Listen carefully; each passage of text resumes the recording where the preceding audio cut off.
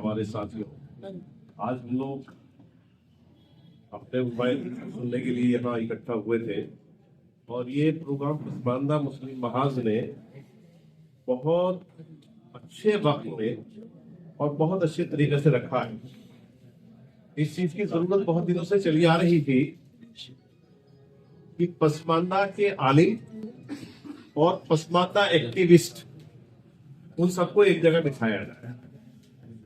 सवाल ये खड़ा होता था कि जब कभी भी देश के चुनिंदा लोगों के नाम लिए जाते थे तो उसमें किसी पसमानदा आलिम का या पसमानदा हमारे बुजुर्गों का नाम नहीं आता। इस पे हम लोगों में डिस्कस होती थी बहुत ज्यादा।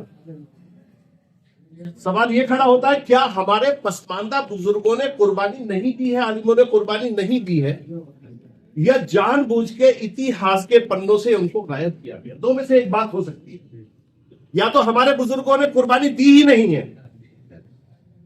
और अगर दी है तो उनके नाम को सोची समझी साजिश के तहत उनको नजरअंदाज किया गया।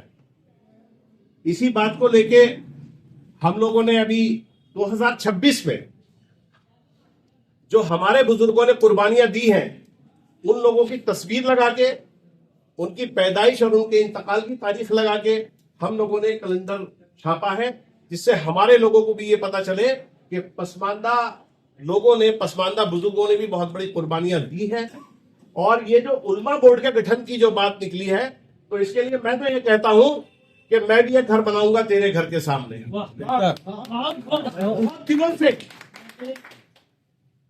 बहुत दिनों से हम लोग इसका तज्जिया कर रहे थे, हम आरटीआई हम लोग डालते थे और हम लोग इसके अंदर से गायब रहते थे।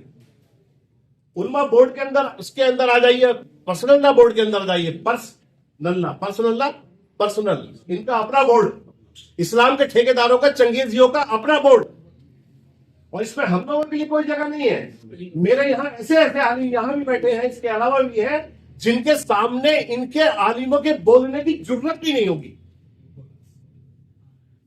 आज पसमानदा महाज ने यह काम करके दिखा दिया है और हम लोग इनको उनके सामने हमने खड़ा किया है। अब सारी बातों का जवाब ये लोग देंगे, इस्लाम के दायरे में रहेंगे जी। इस्लाम के ठेकेदार वो नहीं रहेंगे, इस्लाम के ठेकेदार मेरे बुजुर्ग रहेंगे, मेरे आलिम रहेंगे, और वो लोग मुतमईन करेंगे कि असली बात है क्या। एक बात मैं आपको बता दूं कि जिन लोगों को आप अपना समझते हो, अभी हमारे आए साथी ने जो बात कही है, हम जिनको अपना समझते हैं वही तुम्हारे अपने नहीं। बहुत बड़ी बात फैली हो।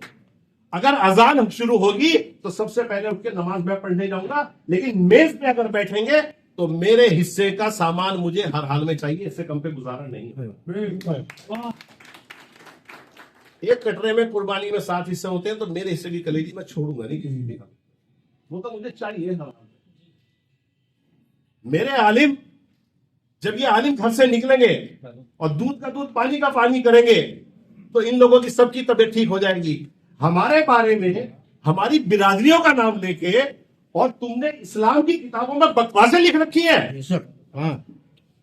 जो बात मैं यहां कह रहा हूं उससे मैं मुकर भी सकता हूं, लेकिन जो बात मैंने लिखी है उससे मुकर नहीं सकते हम किसी भी हालत में।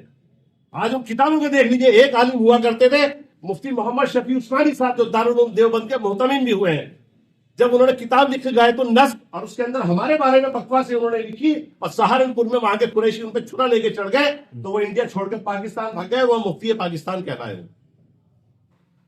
या तो यह इंसान बन के रहो, लोगों को भी भराया जाएगा। विदेशी आक्रमणकारी चंगेजी आलिम, या तो यहां इंसान बन के रहो, वरना तुम्हें वहां की नागरिकता दिलवाने की जिम्मेदारी हम लोग लेंगे। क्या बात है। मैं अपने आलिमों से जो यहां बैठे हुए हैं, मेरी उनसे गुजारिश है कि हमारी सरपरस्ती करें, और जो सही बात है इस्लाम के दायरे में रहकर उसके लिए सही को सही कहने में हिम्मत करें। हम लोग आपके पीछे खड़े हैं, आपके खड़े होने, आगे खड़े होने की हम लोगों की हिम्मत नहीं है।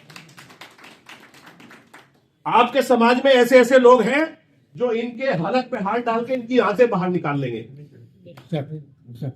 और ये बात पसमानदा महाल तमाम सरकारों से, किसी की भी सरकार हो, हम उससे अपने डिमांड करते हैं, अपने हुकूक की डिमांड करते हैं पसमानदा की, और उसमें हम लोगों को बड़ी कामयाबी मिलती चली जा रही है। आज लोगों को ये पता चल चुका है कि यहाँ जो भारत के मूल निवासी हैं, जो भारत के रहने वाले हैं, जो भारत के वफादार हैं, जिनका बंटवारे से कोई लेना देना नहीं है, उनको हिस्सेदारी देनी पड़ेगी, तमाम सरकारों को देनी पड़ेगी।